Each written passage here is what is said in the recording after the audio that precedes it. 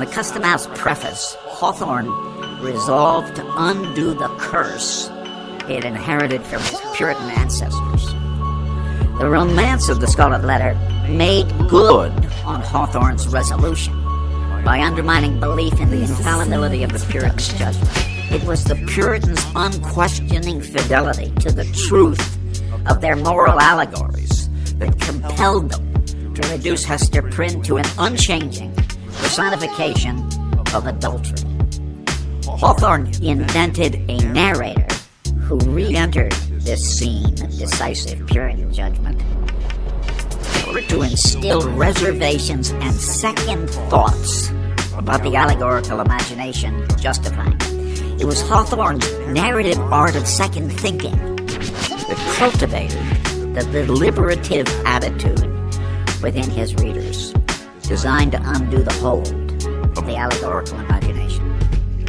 In the name of the sovereign power of God's judgment, Puritan divines had decreed that Hester Prynne was indistinguishable from the mortal sin of adultery she was compelled to personify.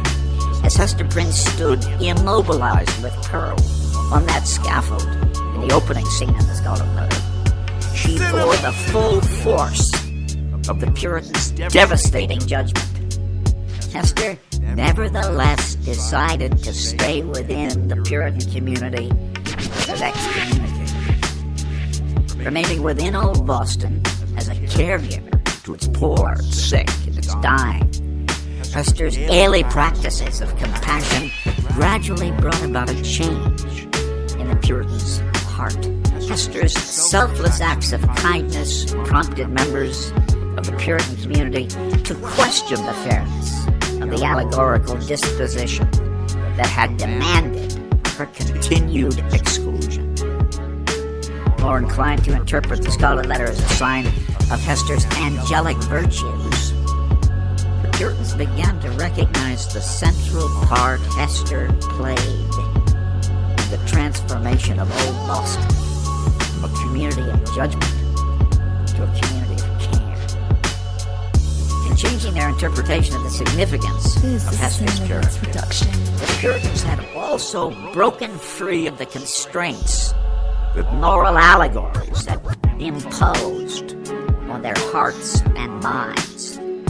This change of attitude led the Puritans to question their judgments of all of the other chief actors in the romance.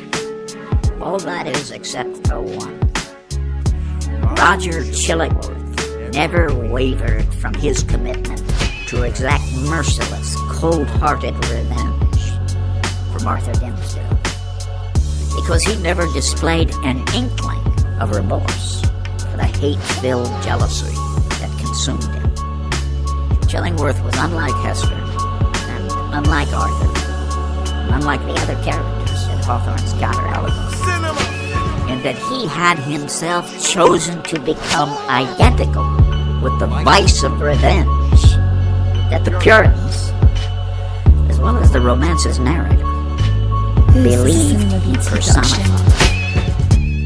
The narrator corroborated the Puritans' allegorization of Chillingworth in the book's concluding chapter, with the observation that after Dimmesdale's death, all the strength and vitality departed from Chillingworth's body, insomuch that he positively withered up, shriveled away, and almost vanished from mortal sight. However, before letting Chillingworth out of his sight, the narrator issued a judgment on the state of Chillingworth's soul, comparable in its merciless severity to the Puritan divine's damnation of Hester at the romance's beginning. This unhappy man had made the very principle of his life to consist in the pursuit and systematic exercise of revenge. And when, by its completest triumph, consummation, that evil principle was left with no further material to support it.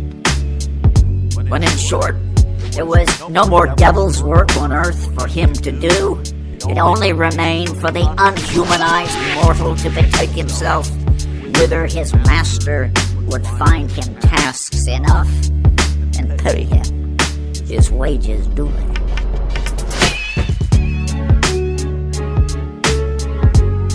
The sentence traffics in the retributive attributes and final judgment, systematic exercise of revenge, the very principle of his life, completest triumph, consummation of that evil principle, devil's work, unhumanized mortal, that the Puritans' allegorical imagination had attributed to the target of their moral condemnation. In exacting eternal vengeance on Roger Chillingworth, has not the narrator practiced the accursed arts of allegory that Hawthorne wrote the romance of the Scarlet Letter to undermine? At the very moment that Hawthorne's reader wonders whether the narrator has not himself practiced the revenge he condemns, they come upon a sentence that marks a quite literal change of the narrator's disposition. But to all these shadowy beings, so long our near acquaintances, as well Roger Chillingworth as his companions, we would fain be merciful.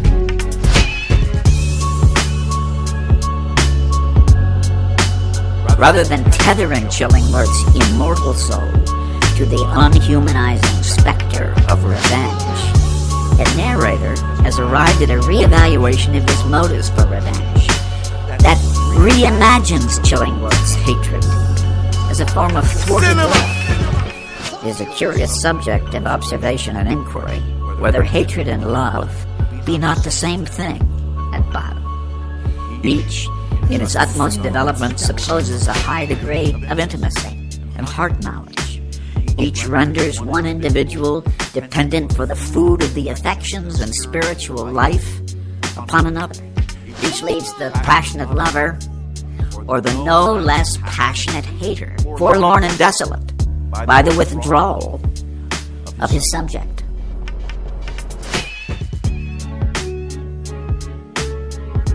In registering these second thoughts about the motives for Chillingworth's acts of vengeance, in the afterword to this romance, the narrator has effected a profound revisioning of the Puritans' moral allegory. This afterword thereby fosters the recognition that Chillingworth could only express his love for Hester by acting out his revenge on the man who had violated it.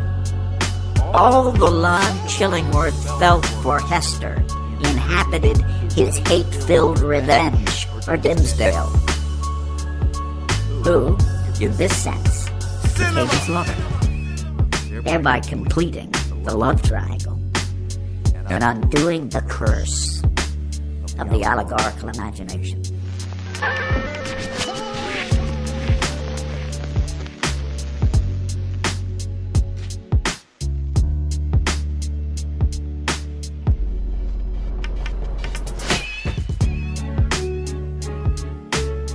Can you find comparable passages in which Hawthorne instigates second thoughts and second thinking within your reading practices?